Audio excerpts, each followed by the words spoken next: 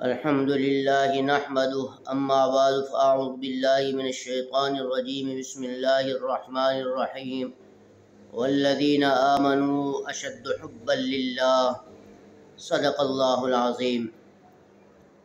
میرے عزیز دوستو، بزرگوں، نوجوان ساتھیوں، حضرت امام غزالی رحمہ اللہ تعالی عنہ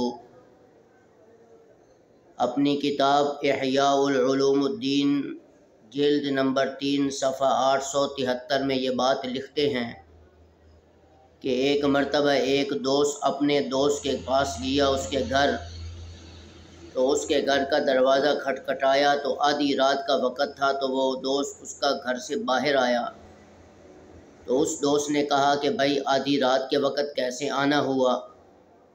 تو اس کے آنے والے دوست نے کہا کہ بھائی مجھ پر 400 درہم قرض ہیں اور مجھ پر بڑی مصیبت ہے، لہٰذا آپ میری اس مشکل وقت میں مدد کریں۔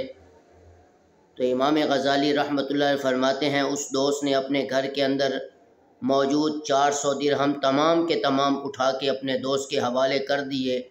وہ دوست لے کر چلا گیا اور جس دوست نے اسے دیے تھے وہ روتا ہوا گھر واپس اندر داخل ہوا۔ تو اس کی بیوی نے کہا کہ بھائی اگر تجھے ان دراہم سے اتنی محبت ہی تھی تو پھر تو نے اسے درہم دیے کیوں؟ تو کیوں رو رہا ہے پھر؟ نہ دیتا پھر۔ تو اس شخص نے کہا کہ میں اس لیے رو رہا ہوں کہ میں 400 درہم جو میں نے اس کو دیے ہیں، میں اس لیے نہیں رو رہا، بلکہ میں اس لیے رو رہا ہوں کہ اللہ نے مجھے صاحب حیثیت بنایا، میرے پاس دولت بھی ہے، بڑا کچھ ہے، لیکن اس کے باوجود اس کے آنے سے پہلے میں اپنے دوست کی کیفیت مجھے کیوں نہ معلوم ہوئی کہ وہ میرے پاس آنے پہ مجبور ہو گیا۔ کاش کہ مجھے اس کی اس مصیبت کا پتہ پہلے لگتا تو میں اس کے آنے سے پہلے اس کی اس تکلیف کو دور کر دیتا اور یہ 400 درہم اس کے گھر ہی دے کر آتا۔ امام غزالی رحمۃ اللہ فرماتے ہیں ایسے ہی وفادار دوستوں کو اپنا دوست بناؤ جو مصیبت اور مشکل وقت میں تمہارا ساتھ دے۔ اور مزید امام غزالی رحمۃ اللہ فرماتے ہیں کہ دوستی کو نکاح کے تعلق کی طرح تصور کرو، چونکہ اس کے اندر بھی وہی حقوق ہیں جو نکاح کے تصور کیے جاتے ہیں۔